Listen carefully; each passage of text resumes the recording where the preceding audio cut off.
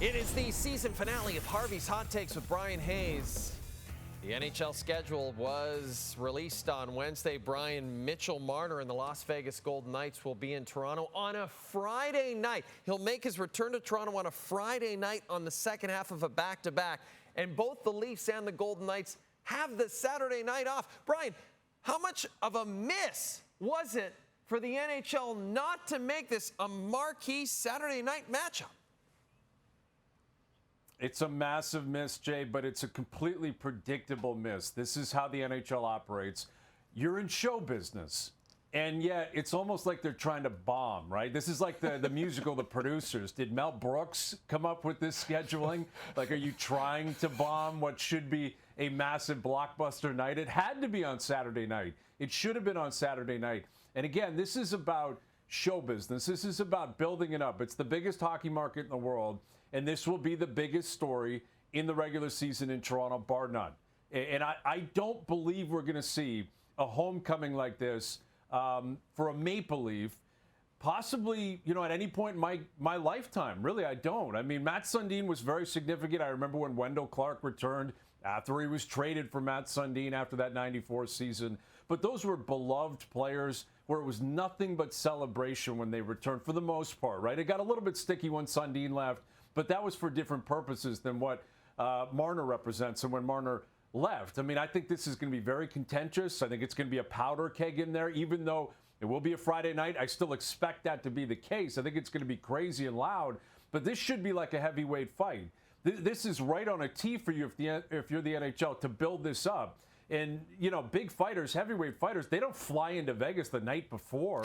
They don't get there at midnight the night before the fight. They're there for days. And that's what should happen here. Marner and the Golden Knights should have been here on Friday after that game in Boston. Have a practice, have a morning skate, have Marner speak with the media multiple times, and build it up because it's such a great, great story. The homecoming of Mitch Marner, what it's going to represent. And I get it why the Golden Knights wouldn't want that. I get it why Mitch Marner wouldn't want that. But I don't understand why the league wouldn't want that. I don't understand why the NHL wouldn't see this as a massive platform. And Saturday night, that's the night. That's the big hockey night in Toronto. That's the big night for hockey in the country. It's not Friday night. So I think it's a massively missed opportunity. Unfortunately, it's very, very predictable. But it should have been built up. He should have been here for days. It's going to be a crazy evening, but it would have been, I think, that much crazier if you allowed Marner and the Golden Knights to get in a day before, settle back into the market, build it up, have multiple platforms, have multiple press conferences, and do it on Saturday night. And now I think there's a very good chance, the Golden Knights won't skate on that game day on Friday. And there's a chance Marner's not going to speak to the media, period. And again, he has spoken to Vegas. And he has to placate that market. That's his new market. I get it. You got to speak to those fans. You got to introduce yourself to those fans. But he's a Toronto guy that played 9 years here. He was within the organization for a decade. I still think he owes Toronto and the fans some answers. Why did you want out? How long did you want out? Why was Vegas the answer? And I'm not convinced we're going to hear from Mitch Marner at any point. And in large part, that's because Mel Brooks is doing the scheduling for the NHL. Shout out to Mel Brooks, still alive, one of the greatest filmmakers of all time. Let's check in on the first place Toronto Blue Jays at the All-Star break, Bryan. They're tied sixth most wins in baseball with 55. 2-game lead over the Yankees in the AL East. Tied for first in the majors in batting average, but 19th in home runs, 22nd in ERA. They've thrown the fifth most strikeouts in baseball over the campaign. The trade deadline's 2 weeks away. We've been talking about it. How important, in your opinion, Bryan Hayes, are the next 2 weeks for the continued rehabilitation of Ross Atkins' image? What a platform this is for Ross Atkins. What an opportunity for Ross Atkins to completely redeem himself here. We talked about him in the front office in general consistently through the winter months leading up to the season, even the way they were playing in March and throughout April, about what's going to happen with the future of this front office and how is Ross Atkins actually going to explain how they continue to be in the position that they continue to be in. considering the way they played last year and even coming down the stretch the year before. But you're at the All-Star break, they're a first-place club, right? Like, the players have gone out there and done what they're supposed to do. And if you're Ross Atkins, this is the beauty of sports. You can always find a way to redeem yourself. And I think if he has a great trade deadline, he can and will do that.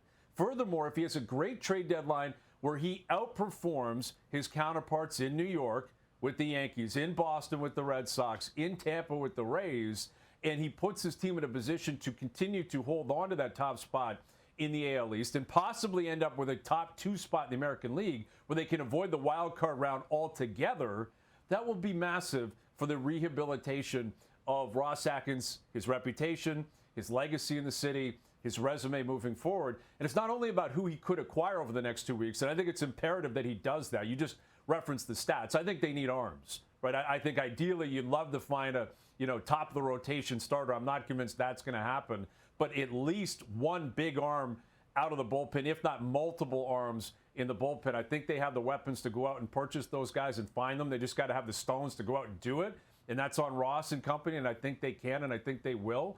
But furthermore, Anthony Santander, we talked about him last week. I don't know when he's going to return, but if and when he does, if he can supply pop, that's another boost for Ross Atkins. And what he did last offseason, if Max Scherzer stays healthy, which he has been relatively healthy the last few weeks, if he stays healthy, what if he's pitching in the playoffs and pitches really well? All of a sudden, you look back on that signing, and at the time, we were very cynical. Certainly when he was on the 60-day IL, I was very cynical. But if he pitches well down the stretch and performs in the playoffs, that's worth all of $15 million.